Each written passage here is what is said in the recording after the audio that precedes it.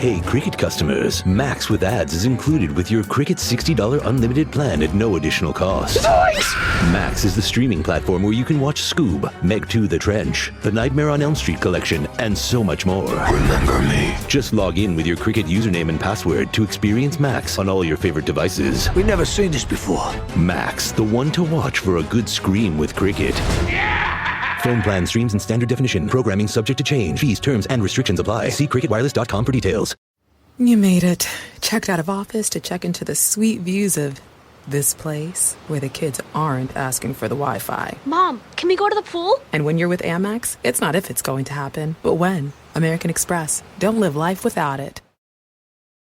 I want to advance my nursing career, but I can't stop working and spend a lot of money to earn a degree. My family and my patients need me. At WGU, I can earn a Master of Science in Nursing while juggling my busy life. At WGU, we hear you. That's why we've built a nonprofit online university around you. Here, you set the deadlines, you take courses on your time, and you take the tests when you're ready. WGU, the University of You. Learn more at wgu.edu.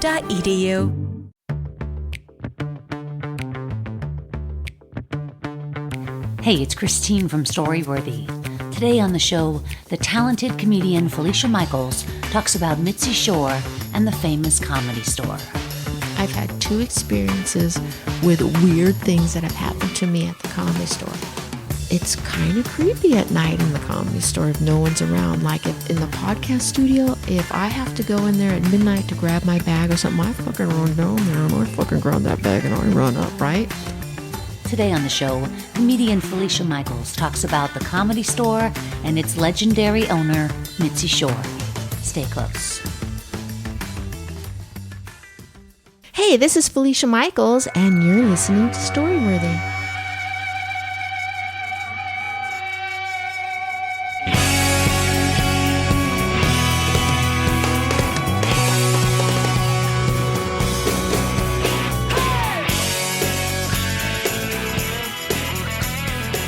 Welcome to Storyworthy. My name is Christine Blackburn, and I'm coming to you from Los Angeles, California. Whether you're a longtime fan of the show or a new listener, welcome to Storyworthy. Now, I hope you guys enjoyed the show last week with comedian and author Amber Tozer. Do you know Amber Tozer? I certainly do. Is she still in England? I love her so much. Yeah, she's in England. Yeah. And a couple of weeks ago at Story Smash, which you're going to be judging next week. I'm so excited. I'm stoked. So last month, Story Smash is happening. I'm on stage, and all of a sudden, like, the show's going on. I'm talking, and I'm looking out in the audience, and it's like an apparition. I see Amber Tozer. But see, she lives in England, so how is she at my game show? Right. And I'm like, wait a minute. I think Amber Tozer's here. And she's over visiting. And so it was super fun. I had her on the show. And she talks about volunteering. She's been on Storyworthy 3 times. She always has a good story. And last week was no exception. So you guys go back, listen to Amber. But not today, because today you're here with comedian Felicia Michaels. And you are so accomplished. And you are you've done so much. No, you I feel like such a loser, though. I feel like I haven't hit the big time ever. Oh my gosh. Yeah. In the female comedian world, you're like people we aspire to. Your career. Well, you're the only one that thinks that, though. That's not true. I think you might be the only one. That's not true. You're headlining. You're performing all the time. I'm very lucky that I still get to work at this point. I'm awkwardly aged, so I'm very fortunate to get any kind of stage time. What does it mean? What does it mean, awkwardly aged? Well, I'm not fresh meat anymore. You know what I mean? Well, yeah, but as a comedian, it's not like we're asking you to run the mile. Yeah, but it is, it's a young person's game. It is a young person's game. If you're at the Comedy Store at 1:30 in the morning, and you're in your, 50s. Yeah. It's rare. Well, you mean in terms of who's in the audience? Well, just in terms of, this comedy is a young person's game if you haven't hit certain milestones. I've had a very lovely career. In the 90s, I was on television a lot with my stand-up. I've had many comedy albums. I've done the whole gamut to a certain point. I had holding deals. I did my own sitcom that never got picked up.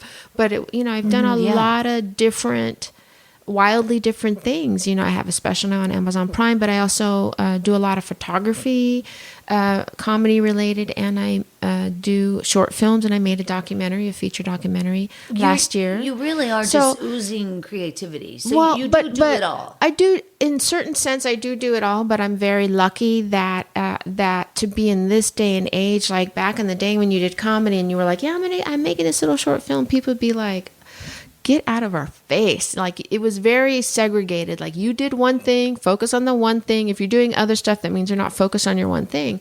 But now it's topsy-turvy, where it's like, okay, you do stand-up, what else do you do? It's completely shifted on its axis, which I think has been a better thing. I mean, back then there were 3 gatekeepers, and if you weren't liked by 3 people in the business that, were the gatekeepers, you were destined to go on the road or eventually quit comedy or, pursue something else.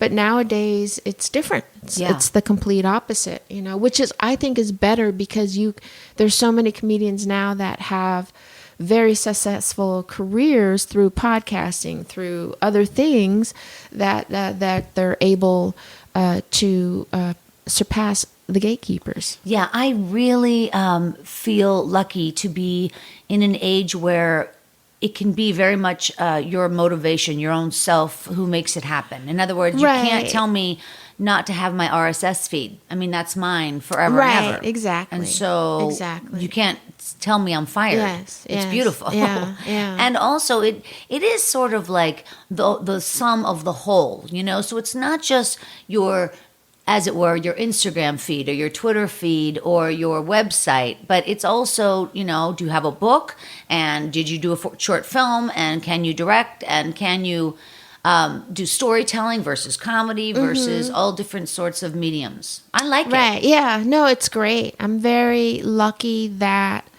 I've experienced all of the above. And I'm very lucky that I'm still playing at it. I'm very lucky. Well, I guess, you are lucky, but I also think but if you're funny, you're funny. I don't care how old you are if you make me laugh. Right. No, you're, 2 things can be true at the same time. I think a lot of people say, bring up Barry Katz. If, he likes to use the term, Barry Katz is a big comedy manager. And he, for a long time, used the term, if you're undeniable. Right. 100%. That can be absolutely true. You won't be denied. Yeah, but not everyone's a door pounder.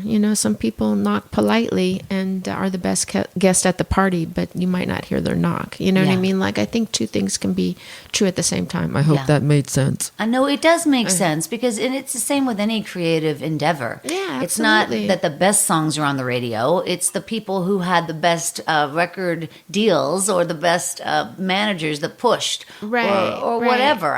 There are gatekeepers in music as well. Yeah, absolutely. I do think if you are working for a long time at comedy and you are actively getting gigs and you are actively writing and you're actively making your project, everybody has, everybody has at least a certain amount of talent. One, when people start talking shit, I hope I can cuss. When people, is that okay? Yeah. When people start talking shit about other comedians, it's like, you're not doing yourself a service. You're doing yourself a disservice, because the reality is, if we're working, especially in LA at these showcase clubs, or New York at showcase clubs, if you're actively working in those big 10 clubs, the big 10 clubs across the country, you have enough talent. Some people have way more talent. Some people barely make the cutoff, but there's doesn't help you to talk shit about people. It doesn't help you to do that, because the reality is everybody does have above a certain board of talent. Sure. And also, it's like everybody has a unique voice. Like in comedy, you're going to talk about your relationship or your family or your kids, because it's unique to you. You can be original just in your own voice. And so if you are using your own voice, you should have something to say. Right. If you're being authentic. Yes, 100%. But it is interesting growing up in comedy, because I got very lucky as a young woman, at the age of 21, was made a regular at the Comedy Store. I was very lucky in that sense back in the day. Wow. But it's interesting, because there's this woman comic, you should have her on your show, named Tiff Stevenson. She's from England. She's very popular / famous in England, but she's come over to the United States to make a go of it. She's been on tons of TV. Oh, great. Yeah, and she's a very talented lady. And we went to go see some comedy, and there was a young woman on stage, and I was brought up in comedy. Like my thing was I was always dirty, but it wasn't in a time when a lot of women weren't dirty, that it wasn't acceptable. And so in my way, I feel comfortable in saying, yeah, I was a stepping stone in comedy to a certain extent, but it is interesting and humbling to watch younger women, specifically this younger woman, do comedy, and the joy she had of it was like 1:30 in the morning, just being completely filthy, but it's humbling in a sense of, God, I remember being 21, 22 and just enjoying being able to talk and be as disgusting as possible and having the attention for it and thinking, oh, I'm the first one to do that. But it's humbling to watch a young woman feel her oats in that same sense, knowing now that I've been in comedy for a while, like, yeah, maybe in that era there weren't a lot of white women talking about comedy, but, there was Moms Mabley in the 40s and 50s and 60s who was pretty dirty. And I don't know if you know who Moms Mabley was. She was an African-American comedian, and she really paved the way for a lot of people. And she was actually mentioned in Barack Obama's inauguration address as one of the women or one of the African Americans that brought tremendous strength and a different variety. I can't say exactly what he would say, obviously, about her, but it's humbling to be around in the same business for a long time and to understand your place in it and to be excited for people who really aren't treading on new ground, but who deserve to have a voice to roll around in that and to figure out what they really want to talk about. So it's really a cool place to be, because as a young comedian, you look at the older comedians, and I know because I was there, because I was one of the youngest ones, and one of the few women at the time, to look at the other older comics and to think, oh, those poor guys, and then to realize, no, I'm so lucky. Like yesterday, I went with one of my oldest comedy pals, a gentleman named Alan Stevens, who was a producer on Roseanne and worked with Robert Wool, and he was one of the guys who hung around Kinnison and one of the original outlines of comedy. And we went to go see Mitzi's grave up at Mount Sinai near Forest Lawn in Glendale or Burbank area, and it was just really pleasing and humbling to be a part of our industry's history and to look with love upon my fellow comedians who have lived the crazy lifestyle, him amongst many, the craziest. Alan, your friend. And my friend Alan, and to just be so self-aware and appreciative of the journey. It's the wisdom that comes with age. Yeah, absolutely. Right? And seeing where you are. And it's true. You've accomplished so much and you've been around so long. You've seen. Fuck you, man. No, like I'm kidding. But here's the thing. I'm older than you, and I don't have that background. I didn't even get out to LA till I was 31. I didn't even allow myself to have a creative life until I was 31, 32. You know what I mean? Right. I had a real job, as it were. And so it's just interesting that you were able to start so young. I was very lucky, that I stumbled into it. You kind of like stayed with it. That's just so beautiful. But I did stop for like 9 years, 10 years when I had my kids. Interesting. And when they started junior high, I kind of got right back into it. Yeah, no, I know exactly what you mean, because I just got back into comedy doing stand-up a year ago because I just couldn't justify going to the open mics and getting a babysitter, and I just couldn't. But now, she's older. And anyway, so today you bring forth the topic Mitzi Shore. Okay. And I love this topic because I've met Mitzi several times. You did? Oh, yeah. Well, First of all, she passed on me at the Comedy Store, like back in 2000. I mean, 20 years ago. Right. She passed on me, but then later in my life, I dated Yakov Smirnoff. You did? Comedian. And yeah, you shouldn't say that out loud to the wild. Good friends with her. Yeah. And so we would go over and visit her. He's a great guy, by the way. Yeah, of course. And very generous. And anyway, we would go visit Mitzi, and she, at this point, was really ill, very ill, and in the wheelchair, and not speaking at all. Right. But what was interesting is we would sit and sometimes take her around the neighborhood in the wheelchair. She wouldn't say anything, but Yakov would talk, and I would talk, and I would say, you passed on me 20 years ago. No, I didn't. I would. Oh God, that would be so fun. That would be her worst nightmare. Mitzi, why'd you pass on me? No, but we would talk, but she wouldn't speak at all. But then her helper would say to us that Mitzi wouldn't speak at all while we were there, but then we would leave and she would take a nap. And when she woke up, she would talk about us being there. Oh, nice. And how she heard everything we said. So it was really her disease kind of like, really was difficult. She couldn't communicate when she wanted to. Right. I'm going to say that I would love to talk not about the disease. Yeah. And I would like to talk about her legacy and what it meant to a lot of people, using my story as an example, because I know she wouldn't want that to be her legacy of being illness, because she's a very strong woman. Of course. I mean, Yakov says that she was like his mother. Oh, yeah. And Yakov and his father built the belly room. Yeah. She was the mother of dragons. Exactly.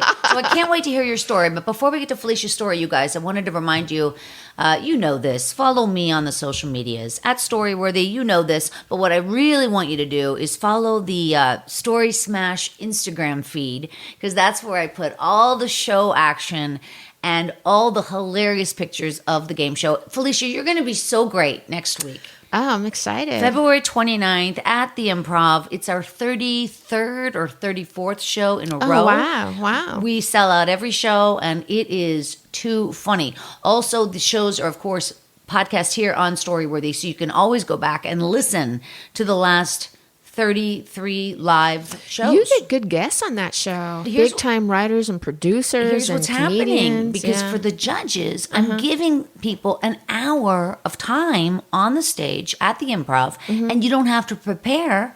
You just need to crack wise. Right. And you get to be with Danny Zucker, who's like one of the funniest people in the world. Yeah, absolutely. And so we laugh so hard sometimes between you and I, Felicia.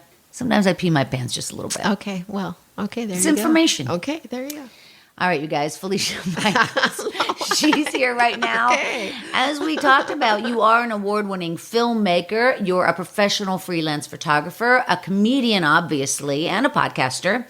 And your comedy has appeared on, really everywhere. NBC, ABC, Showtime, Comedy Central, A&E. And you were the comedy grand champion on Star Search. Yeah, that's a long time ago. But it's still so interesting. It was a fantastic experience. I bet it was. It was like a dream. Was Ed McMahon the guy? Yeah, Ed McMahon was the host, and God, people are like, "What? Star Search? What the hell is that?" But it was like the American Idol of its day. The year that I did it, Britney Spears was on there as a little dancer. Like, that's how fucking long ago it was. What was the prize? You got $100,000. Did you get $100,000? Yeah, I got $100,000. And $100,000. Like, I know it's a lot of money, but back then that was like when you're in your, I think I was in my late 20s at the 28 at the time, and that was like, God. I grew up on welfare, so I was like, what did you do with that money? Right when I won Star Search, my brother had passed away, and he had a little girl, so I put some money away for her. And the great thing about that is after my brother passed away, she had a rough upbringing, and then she came and stayed with me because she was like living on some weed dealer's couch or whatever, and up in San Francisco, and I was like, you got to come down and go to school. And so she went to community college.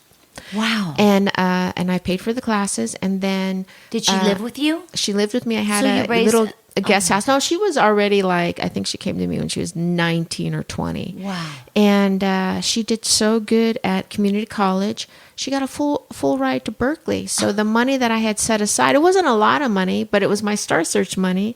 I had set aside, financed her being able to move up to Berkeley and to buy books and a bunch of, she did Felicia, get a, that is so it's a really beautiful. great, and it was a gift because I have two boys, and at the time they were younger teenagers, and when you, So it was their cousin. Their cousin. But nowadays when people when you have kids, people put so much pressure on, if your kid doesn't get into a college like this, your kid's life is going to be ruined. And it's not true. It's all a lie. It's all a lie. Yeah, some kids should get into great colleges, but some kids aren't ready and should do community college, and it should be free. Absolutely. You know what I mean? Like, I don't necessarily believe we should, this is my whole weirdness, but I don't think we should pay for everybody's college loans, but I do think the first 2 years should be free. Yeah, because they're 18. Yeah.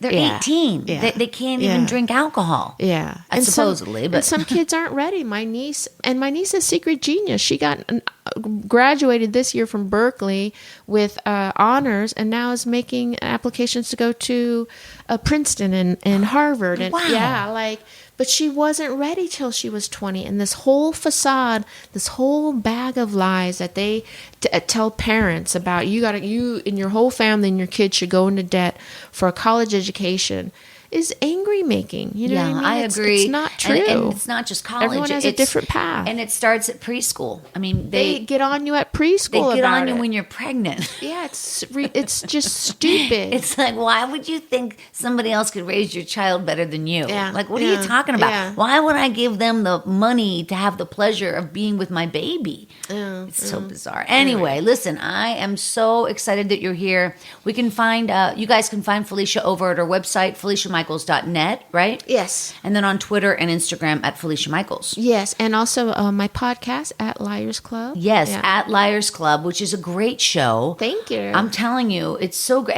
And where are you guys at? Are you up in the belly room, or where are you guys at? We in the comedy do. store? We stream our podcast live from the Comedy Store Studios, it's called Comedy Channel, downstairs in the basement, and we do shows there once a month. But because we stream live, people play along. We stream Mondays at 4:30 and Fridays at 8:30. Most Fridays at 8:30, unless we have shows, and people play along. I can't wait. I mean, it's such a fun concept. Yeah, it's a lot of fun. It's so somebody's a liar. Somebody's a liar. Well, we ask people to aren't. come on and tell two stories. Yeah. One is the truth, one is a lie, and then we, along with people that are playing along my live, we gosh. try to figure out who's lying. And love it. The lies people tell are the truths people tell, where you're just like, That's the thing. I That's don't how think they you get really you, want right? to tell this live. You think like you could not have made that up, Right. So you think it's the Right, lie, right. and you're dealing with comedians, Yeah, so it's so exactly. funny. By the way, you had that podcast. I mean, you've been podcasting a long time, off and on a long time. because you started with Joey Diaz in 2010, which is when I started Storyworthy, I think it was it 2010? or maybe No. 2009. I mean, it was. Yeah, it was pretty early. Yeah, maybe You're one of around the earliest. 2010. You're one Yeah. of the earliest podcasters, really.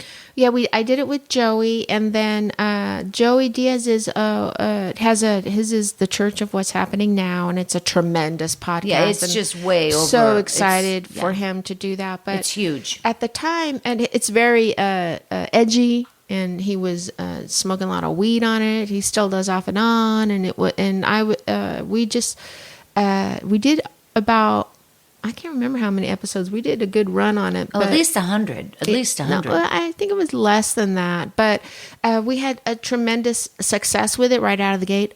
Totally because of Joey. Joey is, he was one of Rogan's crew, and all those people that started with Rogan, and through the grace of Rogan, who's I think an amazing guy. Like, I hate when people come up and they're like, Joe Rogan, like women especially, Joe Rogan. It's like, no. Joe Rogan's a cool guy. Joe Rogan will come over to the ladies, shake their hands, talk to them. Joe Rogan is an excellent person, honestly. good. Like, we all have our shit, but His success is just through the roof. It's he's wild. a great guy. Yeah. Yeah. All right, you guys, listen, let's get right to it. Wherever you are, you guys, put your hands together for Felicia Michaels. Oh, I'll tell you something that just happened to me. The Comedy Store was, for the people that don't know, was a gangster nightclub back in the day, like Sinatra would have. All the stars in the 40s and 50s. Ciro's. It was called Ciro's, Yeah. Ciro. And it was a gangster's nightclub. So there was always, like, everyone always saying, there was this comic named Blake Clark. If you saw Blake Clark, you would notice him, like, he always plays like a dad in the Adam Sandler movie. He's a great guy. And one time, Blake Clark told me a story. Now, here's the thing about the Comedy Store for the people that don't know. There are 3 rooms in the Comedy Store. There is the original room, which is the room that Mitzi rented, hence the original room. And then she slowly started buying the rest of the club. And then there's the main room, which was a big Vegas-style showroom. And you know what? My friend Alan, who I just went to go see Mitzi's grave and lay flowers at it, he was telling me, and I didn't realize, that same stage in the main room is the stage where all the greats sang and tap dance on. It's the same exact stage. Amazing. You're doing comedy on a stage that Sinatra was on. I mean, it's if you're like a show business geek, like you geek out like that. So Blake Clark told me this story about how this is in the time of Kinnison. About he was working when him, because the hierarchy at the Comedy Store is usually, unless you're a name and you've already established yourself, you come in. She had a system because she wanted the Comedy Store to be like a college, like where people learned from the best. So what she would do, if back then it was guys, if you were a guy and you're trying to break into comedy, she would give you a job like as the door guy. Right? And so this way you were forced to sit there and watch comedy as you sat people. You could make a little money on the side, or you'd park the cars. A lot of times they rotated it around. They have since, like my podcast partner was officially the first girl door guy ever at the Comedy Store. And now they let girls, not just girls, but everybody like work the booth. Some of them bartend. Some of them are, like I was just with Punky Johnson where she bartends still, and she was just on Bill Burr's The Ringers on Comedy Central, and we were in the back bar. There's a back bar now, it's a whole thing. But Blake Clark told me that once in the main room, as he was closing up the main room, it's kind of creepy at night in the Comedy Store if no one's around. Like if in the podcast studio, if I have to go in there at midnight to grab my bag or something, I fucking run down there and I fucking grab that bag and I run up, right? So Blake Clark told me that in the time of Kinnison, before Kinnison was a big star, Kinnison always had this crazy energy that was like, I remember watching Kinnison when I was like 21 years old and feeling ill at ease. Like, oh, this is creepy as like this, and hilarious, by the way, but just like the tone that he would strike was so different and so edgy, and it just brought this weird energy into the room, right? This is before he made it. And so Blake Clark told me the story about how he had to go and not clean up the main room, but close the door, lock stuff, make sure everything's locked up or whatever. It was like 2 a.m. And that Sam was in the original room, because sometimes you can hear faintly each other in the rooms when you're doing your sets, right? Mm-hmm. Like you'll be eating a dick in the original room, and then whoever's in the main room is killing it. It's very soul defeating. But anyway. Yeah, no kidding. And he said that Kinnison was on in the original room, and he was in the main room, like checking out or doing everything, and that he would hear these whispers. It's him. He's on stage now. It's him. Right? God. Right? So cut to, I've had 2 experiences with weird things that have happened to me at the Comedy Store. One is Mitzi had a long time ago, which was such a great gig, a gig at the old Dunes Hotel in Las Vegas. And the Dunes was a massive hotel, and it was, you know how they have the Caesar's Palace, right? It was across the street from Caesar's Palace, but to the side. Uh-huh. And there was a big showroom, and she had the Comedy Store show in there for years and years and years and years. So it was a great gig because, if you got into that gig, you could literally make your whole month's rent and everything you spent by just working 1 week at the Comedy Store in Vegas, right? And the first time I went to the Comedy Store in Vegas, I think I was doing comedy at the store for about 6 months. I might have been 21 and a half, 22, maybe at the time. So green, so not ready. So I go to the Comedy Store in Vegas, right? And I'm shitting my pants. How many seats? It's like the size of the main room, which Yeah. is like a Vegas showroom. The main room is like a Vegas showroom. Yeah, no. Wait, I think it's more than 300. I don't know the exact number. We could look it up. But it's like a Vegas showroom. It's pretty big. And the thing is about those Vegas showrooms is the backstage is very deep behind the curtain because old school Vegas shows, and still some of the good Vegas shows now, need a lot of props. You know, some of them had animals. There's a huge backstage area, right? In the Comedy Store in Los Angeles, not so much. But I'm going to tell 2 stories about that. So I go to Vegas for the first time, and this is about Mitzi Shore. And I know it's not going to go good. I've been doing, you know what I mean? Like, I know, like I'm a dummy. It's not, yeah. And I'm working with guys that have been doing it 20 years already, right? So I bomb my ass off. And then I get off stage, and Mitzi Shore in the green room is like, yeah, I need to talk to you, right? And so we go, and no one's giving me eye contact, which is the worst. You know, in a comedy club, you're in trouble when no one else is giving you, when all the other comedians aren't giving you eye contact. You're like, I'm fucked, right? So can you imagine being 22 years old, sitting with the godmother of comedy, right? And who is everyone's afraid of her. She can make or break your career. And I was like, oh, back to the stripper pole for me. You know, like I was like, it was like that. And I go into the dressing room, and she said, I'm going to do my Mitzi voice because everyone has a Mitzi voice. And she goes, oh, Felicia, I'm going to have to send you home, but I don't want you to worry because this is my fault, not your fault. This is my fault. I sent you too soon, and I don't want you to worry. So you can imagine how relieved I was, but how at the same time humiliated in front of the other comics. But she could not have been more of a generous person in that moment. That is so kind, yeah. And also understand, you know, it was a Vegas showroom at a verified hotel that was beloved for a long time with huge signs. So and your name on the sign. Wow. And the next morning, they gave me a limo to go back to the airport, and I'm in the limo, and as I turn around, they're taking my name off the sign. I was like, well, there you go. That's 22. Oh my God, that is such a great story. And then cut to about a year later, she sends me back. I didn't get any less spots, right? A year later, she sends me back, and I was like, oh my God.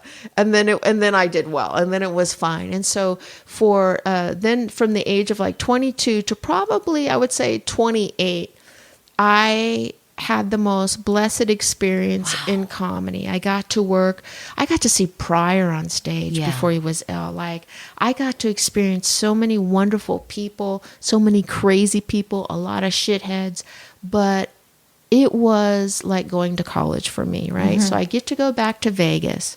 This is probably like 4 or 5 times in. And the way the showroom worked is when you walked into the showroom, right? It's a big Vegas showroom. Stage is to your front. So if you're sitting there and the stage is in the front, there are 2 ways to get to the stage, like any stage: the left side and the right side.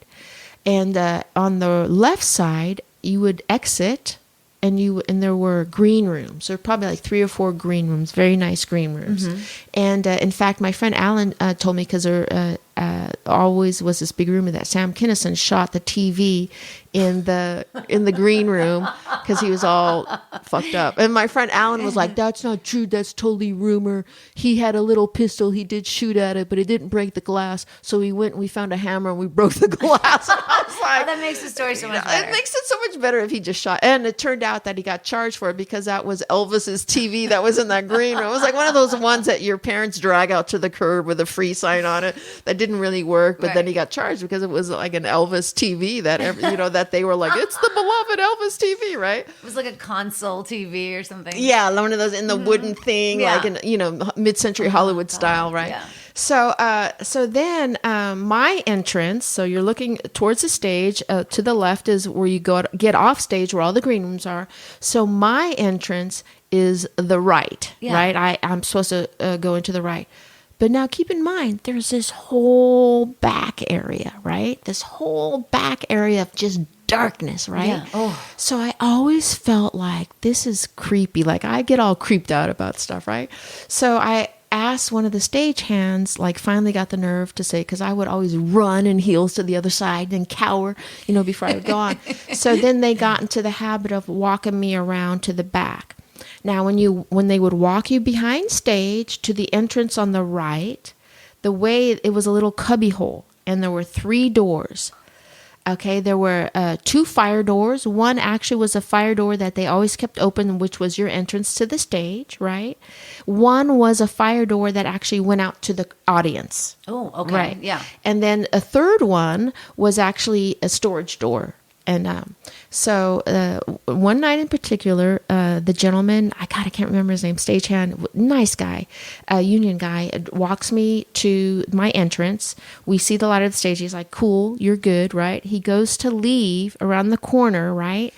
And all the other doors are closed except the stage door. And I'm sitting there and I start to hear the guy do my introduction. And behind me, the closet door opens up. Right? And I turn around, I can hear it. And I turn around and there is this floating head, swear to God, a floating head. And it looks kind of chalky and it's like 8 feet off the ground. And it's watching or listening, like looking towards the direction where the guy just left me and walked around the curtain to get back to the green room, right? The stagehand. And I start laughing because I think they're fucking with me, right? Of course. And I'm like, funny, you guys, right? And then the thing turns around slowly, and it looks at me, and it dawns on me what I'm seeing, right? And I fucking scream bloody murder, right? I scream bloody murder, right? But I screamed it right when the guy was introducing me, and it was his last laugh. Right? So I screamed right at the last laugh. So no one really heard it in the crowd, right? And then when I screamed, the face disappears. I swear to God, I'm not crazy. The face disappears. The door slams shut. I don't know what possessed me to do that. I put my hand on the knob and it's locked. Oh my God. Yeah. And then it was like, now the comedy of Felicia Michaels. So what then? You go out. I had to go out and do my 7 minutes. Wait, was it like a human head? Like what did it look like? Yeah, it was like a really chalky human head with wisps of hair and a really pale looking, and it floated maybe 7 to 8 feet off the ground. So is this something around Mitzi Shore? In other words, because the Comedy Store, as we know, we talked about being they haunted. said it. Yeah, they said it was It followed Mitzi. No, I can't say that necessarily, but they said it was like an old stagehand. They always say that it died of a heart attack in 1967 or some Well, shit like they that. say like Red Fox died on his stage at Paramount Studios, and during a taping of his sitcom, and people. Dick Shawn, remember Dick Shawn? No, who was that guy? He was a comedian. He died he was huge. He died. I think he did a lot of political stuff too, but he died in the middle of a show at a college, and they were like, "What's going on?" Yeah, he died on stage. Oh. So anyway, cut to the Comedy Store, right? So this is about a year ago. And I tell my podcast partner this, and she thinks I'm crazy. So the Comedy Store in the main room. Now, the main room, of course, is like a big Vegas showroom, but it's not deep behind. It's just green rooms, right? There's a long hallway that goes past the stage. I think there might be like a piano back there. And then there's a huge set of green rooms, like 2 green rooms that have like showers, but they're more towards the side of it in the back, right? And then the hallway itself that connects up to the backstage, there are 2 or 3, I want to say 3 little green rooms. They're really little, like they're like 5 by 10 feet long. Yeah. And just a mirror and a mirror with the bulbs all around it, and 2 chair. chairs. Chairs can fit it. That's it. Yeah. And so the way they do it, and they're pink inside and all that. And so they have sliding pocket doors so you can close them so when people had to change, right? So between two of the sliding pocket doors, there was like a bulletin board, and they always put the lineup of that night's comedians on there, right? That they put that in all the rooms, right? Maybe not the belly room. So I walk back there. No one's back there, right? It's like, late night, one night. No one's back there, and someone's on stage, and I'm about to get ready to go on.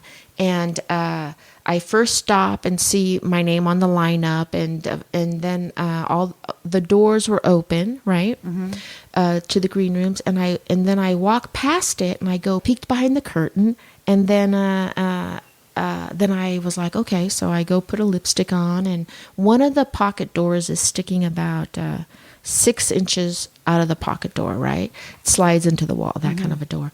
And before I go, because I was going to take a picture, because I'm a narcissist, of my name on the lineup to put on social media, because that's what you do, and it makes me feel good about myself, because I'm a complete insecure narcissist. So I go to put my hand on the pocket door to push it in, like just OCDing out for no reason, right? And it won't move. And I'm not like pushing it in by any chance. I'm just like, oh, it's stuck, and that's their problem, whatever.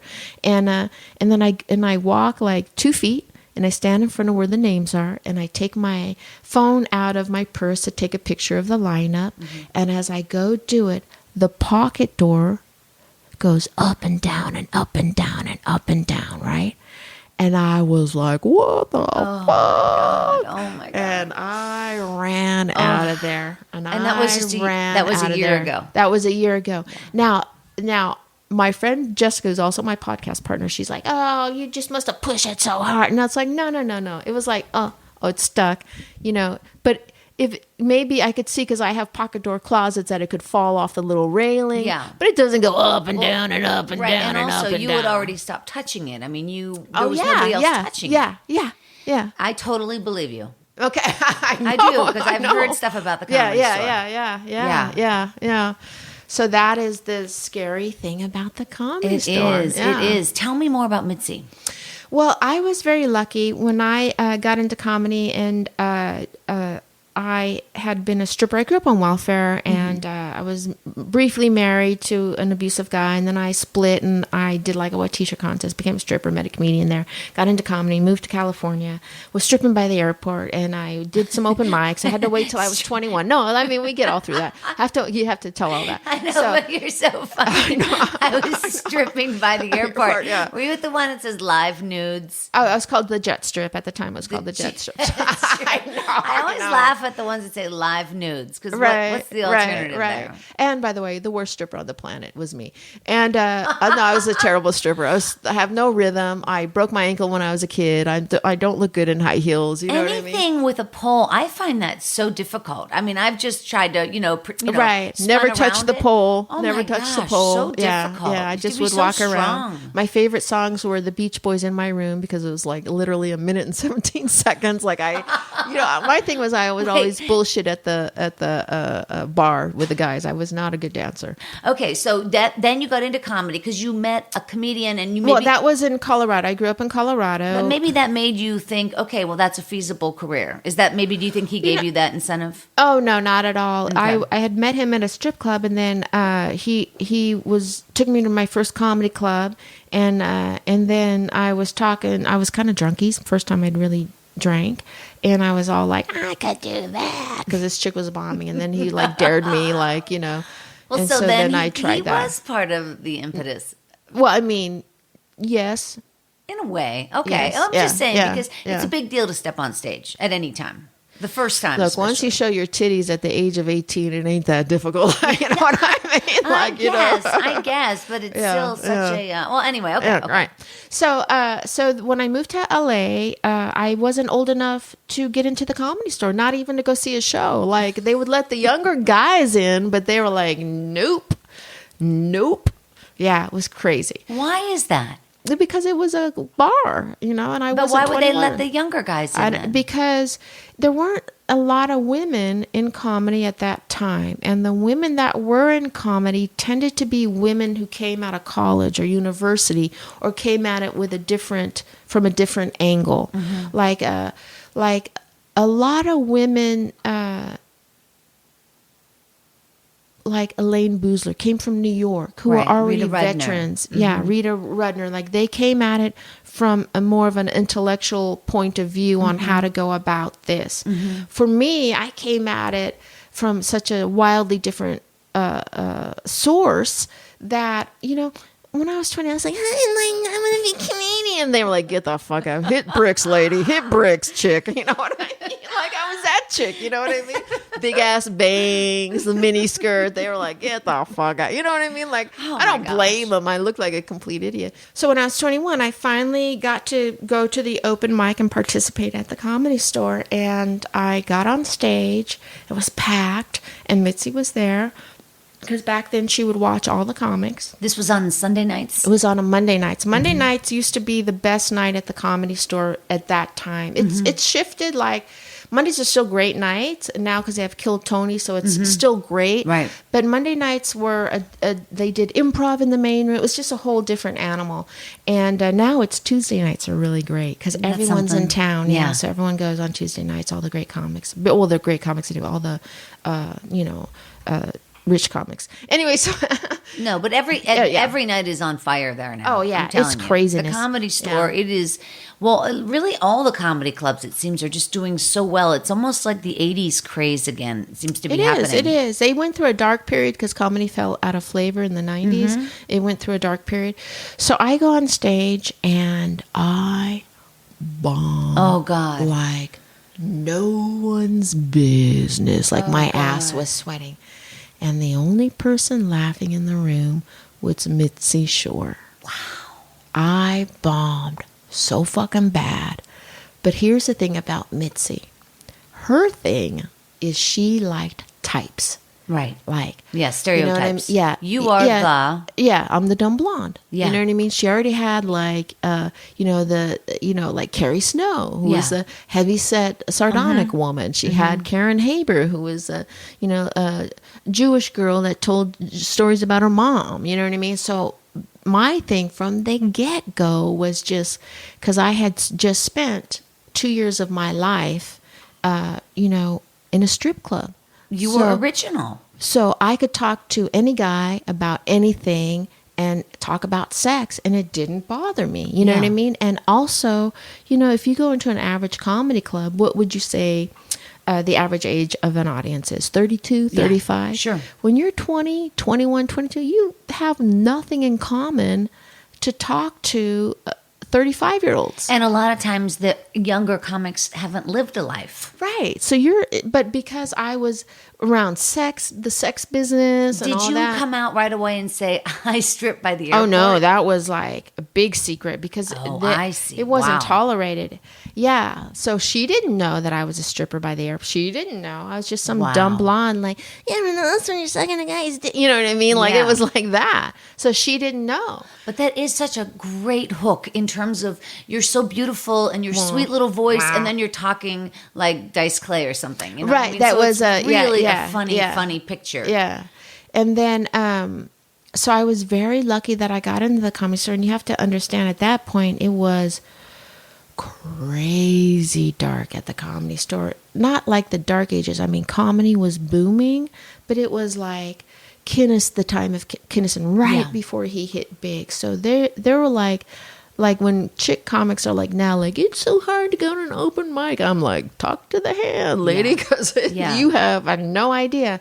But what saved me was that I had been a stripper. Right. So when the guys gave me a rash of shit, it was like I could take it and dole it back. Absolutely. So that was how I met Mitzi Shore and got into the Comedy Store. And she passed you that first time? The very first time. Wow. Yeah. The very first time. So 21 years old. Everybody else in the room, they might have thought you were funny, but as you know, a lot of times I was not funny. Well, but comics also don't give anybody much. They're not necessarily givers. They're not necessarily going to make you laugh or they're not necessarily going to laugh at you because you have to win them over, especially in that period of time, no one would talk to me. Like, they were like, that is so they were unbelievable. Like, they were like this. Well, it didn't matter if it was the comedy business or any kind of business. That's how it was for women in that era, where you were treated in that fashion. And then what changed it all around for me is, she would always give me the 8 o'clock spot. Now the 8 o'clock spot or the first spot on the show is generally given to a door guy who's a comedian that's up and coming, right? Sure. Mm-hmm. That's working there. And so that's how they normally kick off the shows. Then that wasn't necessarily so. So I got the first spot for a long time. And then one day I go up to Mitzi Shore, probably about a year in, and I'm like, Mitzi, I've been doing really good. And that's exactly how I spoke. I've been doing really good, and I think you should give me a shot and put me on later. I can do later spots. And then the very next, this is Mitzi Shore to the T. The very next day, or the very next week, I get my spots, and I have to go after Paul Mooney. I don't know if you know who Paul Mooney is. At what time? 1 o'clock? It's probably 11 o'clock at night. Okay. Right, but Paul Mooney gave no fucks, right? And Paul Mooney was legendary in the sense that he was Pryor's friend. He wrote for Pryor. He, you know what I mean? He wrote a lot of things, and he is cutting no one any slack. He's a very unforgiving person at that time to anybody else other than if you were in the circle. Fair enough. Nothing. I'm not ragging on him. Just what it is. I love Paul Mooney. So that was Mitzi Shore's way of like, okay, youngin', let's see what you can do. So Paul Mooney is up there and he's killing, and he says the N-word like 1,000 times, right? Right. Like, and he's being aggressive and the crowd's drunk. And then I go up there and I'm like, hey, you never know when you're sucking a guy's dick, right? Nothing, right? And then I go, oh yeah. Paul Mooney can get up here and say N-word, N-word, N-word, but I said the word, right? That I didn't know, right? I knew it was not okay to say, but I was sink or swim. Yeah. But I can't get up here and say pussy. Yeah. Fuck you people, right? Wow. And then the crowd was like, oh.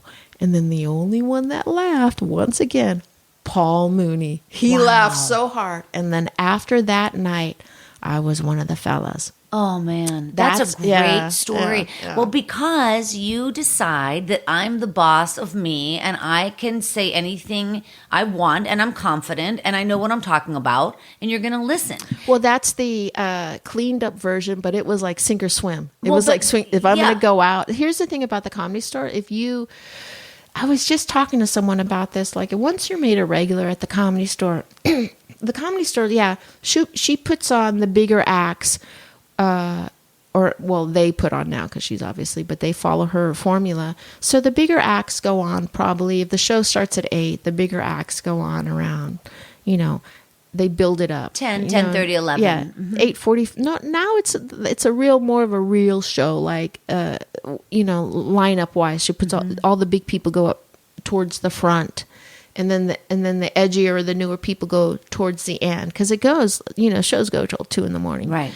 And so a lot of the people that go on later, you can, that's like a workout spot. So you don't have to go up there and do your 15 minutes are going to kill. Yeah. The purpose of those spots are to train you to try new materials. To get you to a point where you're so comfortable, you could talk about anything, right? Right. And so that was the beauty of the Comedy Store. Once you're made a regular there, of course, if you got a, 9:30 spot in the main room, you're going to do your show. Yeah, you're going to do your regular stuff. But if you got a late night spot, that's actually meant for you to try anything you want to try, and you don't get pinged for it or dinged for it. What do you do in preparation if your set's at 1 a.m.? What do you do? That's for me personally, because now I'm a little older. Like you can't go hang out at 8 o'clock if you got a 1:45 spot. That's not going to happen. No. But then you can't just show up at 1 to do a 1:15 spot because your energy will be fucked. You know what I mean? Because you're at home getting all tired, and everybody's going to dinner, bed. Everyone's going to bed. Right. So I usually try to show up probably a couple of hours earlier just to walk my circle around the club, and you want to hang out with your friends, because you have to get your energy to an exact point. Yeah. That's my Do experience. you drink coffee before you? I do drink coffee. Like the other day, oh my God, last weekend I had might have been Thursday night actually, I had a 1 o'clock spot or something, like 12:45, and then I went with my friend, my podcast partner Jessica. We went to a business party we had to go to, and then it was an Oscar party. It was the night of the Oscars. We had to go to an Oscar party, and then she had the 8 o'clock spot. And I live in Topanga now, which is like an hour away. Sure. So I was like, well, you know what? I'm just going to hang out and eat the big turd and hang out, which is a long time to hang out if you have that 1:15 spot, kidding. right? And then I was around 9:45. They're like, yeah, no one's here. Like no one's in the whole club. Like for 3 minutes, you get those miracle moments, right? That's Where 3 unbelievable, minutes, right. no one's there. So then it's like, okay, you're on. So then, but I had drank so much coffee and so I do my set, have a great time, like, yay, because of having the late spot where you're in front of 10 people who have drank, they've been probably drinking. young men, Yeah. I'm awkwardly aged, so I'm a chick, so they're not having any of it. So you got to figure it out, right?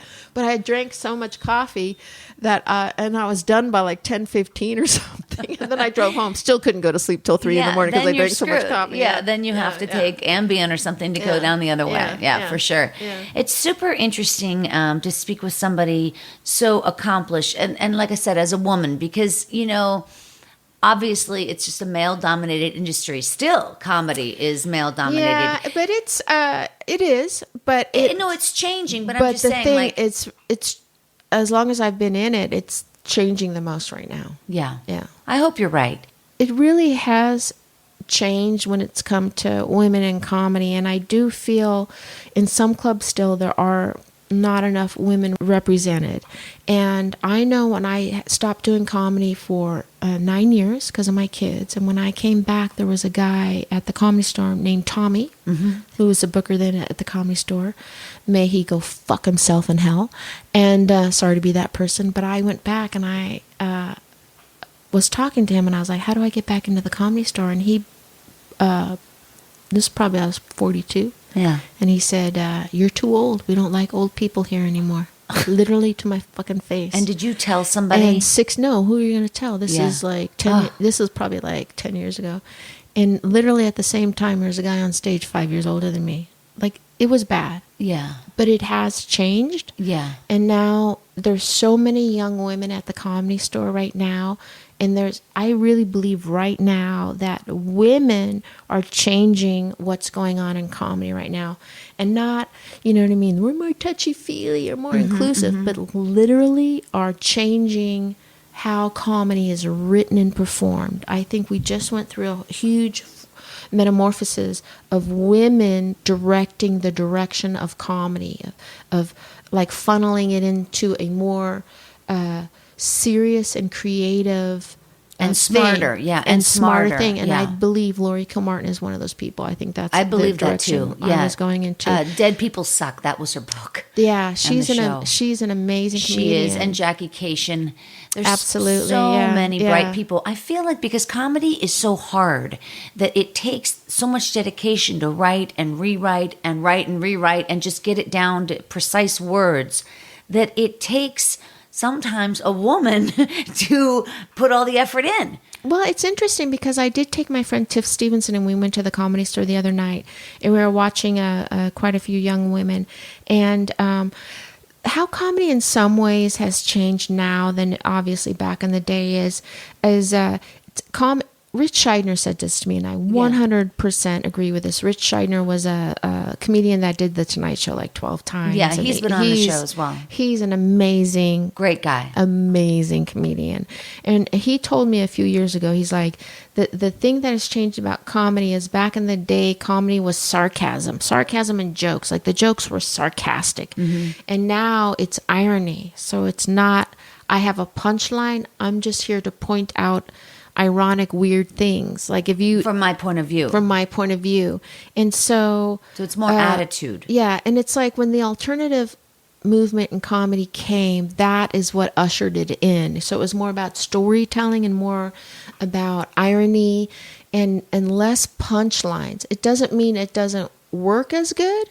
it's just a different style of comedy. So, But don't you feel like you have to have reached a certain level before people are interested in your storytelling, as it were? well, this is what I'm getting at. So Tiff Stevenson from England, we were hanging out at the Comedy Store and we were watching some young women, and she was just like, in England, they have a Comedy Store in England. It's not affiliated to this Comedy Store, but it's also like the best club in England. Yeah. One of the best clubs in England. And she said, in England, you don't get to work the Comedy Store till you're ready. Yeah.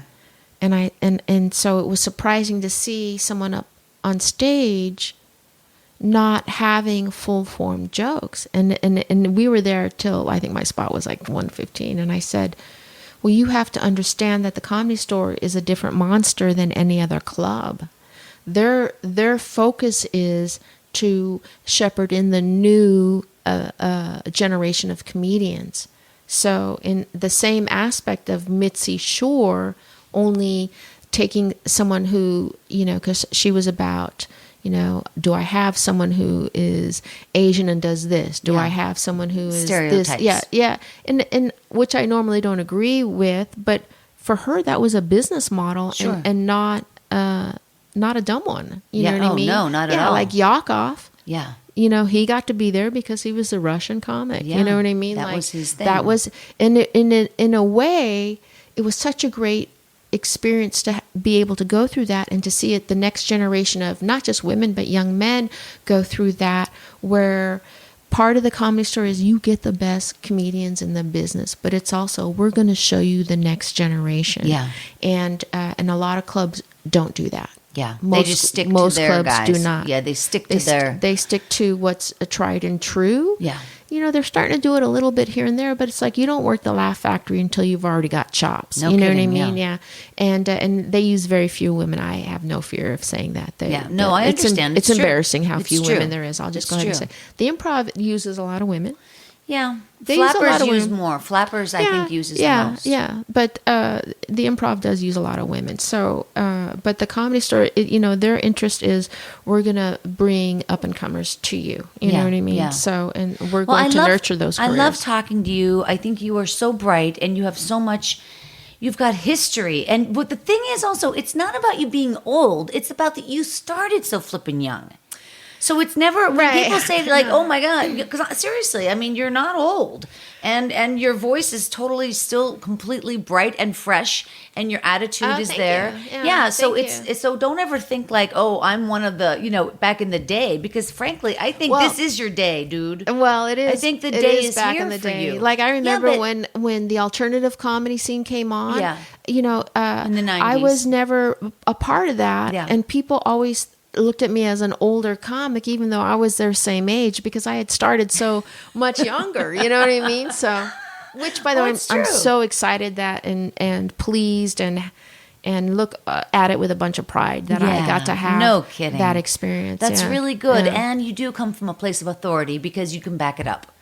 You've Right, done it. right. You've walked the walk. Yeah, but circling back to the beginning of the conversation of being able to watch the younger generation have so much hubris in delight in talking dirty, maybe not with punchlines that work, but with such exuberance, and that they think they're the first ones to say it, where you would think you'd be all like, no, those fucking people. But I look at people like that, like, yeah, say it, Yeah, man, because somebody has to keep the faith and carry on. Yeah. But they just do it now that it's like jokes about eating ass. And it's like, well, who didn't do that joke back in the 80s? But we called it tossing your salad. You know what I mean? And you know what the problem with tossing your salad? Croutons. You know what I mean? So, yeah. So anyway. Well, but, and we got to wrap it up. But porn has a lot to do with that as well. I mean, in terms of the internet and the accessibility of porn. And so Right. then it turns to that. Like they keep pushing the envelope. Plus, a lot of the younger people on stage now, their parents are our age. So they have been brought up with, let's face it, Generation X parents that are a little hipper and smarter and more with it, and not like my parents. They were in the flippin' depression. They were raised during the depression. So I think that like everybody's getting a little smarter, and at the end of the day, comedy is about intelligence, don't you think? I think it's just yes. You got to be so smart to be a comic. I think it's, in some cases, yes.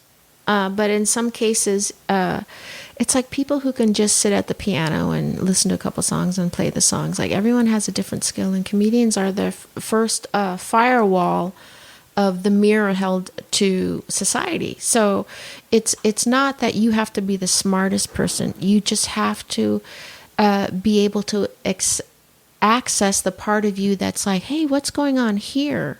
And to be able to read and to be able to talk about what's happening in our society. And it doesn't have to necessarily be that you're the smartest person in the room, but you're the most aware of how it's making you feel, and able to You're playing the devil's articulate advocate, it. as it were. Yes. Yeah. We got to wrap it up right about now. I want to thank you guys so much for tuning in. Find Felicia over there on Twitter at Felicia Michaels, and also on Instagram at Felicia Michaels. Of course, follow me over there as well at Storyworthy and at Story Smash. Can I say one thing? Please do. If you have Amazon Prime, please look up Pervs. It's my comedy documentary that I made, and it has Felipe Esparza in it. It has Joey Diaz in it. Lori Kilmartin's like 25 comedians in it, and it's about deviance and comedy, and it's called Pervs, and it's available free for people that have Amazon Prime. And please, if you're into like a confessional style of comedy specials like Hannah Gadsberry, I did a special called The Whole Story, which is based on growing up on welfare and being a stripper and getting into comedy. It's a comedy special, but it is very confessional, and that's called My Whole Story, also available free on Amazon Prime. That is amazing. I don't know why I haven't seen that. It's making me really bummed out. The whole story. The whole story, yeah. I can't wait. Oh, that's great, Felicia. Thank you. All right, you guys, I got to wrap it up. So one more time, on behalf of the very talented Felicia Michaels, thank you so much. Oh, you're welcome. My name is Christine Blackburn, saying, make it a story-worthy week.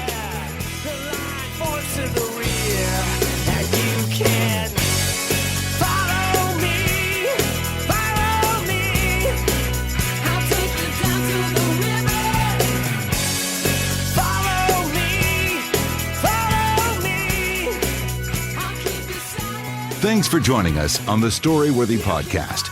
We'll be back next week with all new stories. Subscribe to Storyworthy on iTunes and visit the Storyworthy website at storyworthypodcast.com.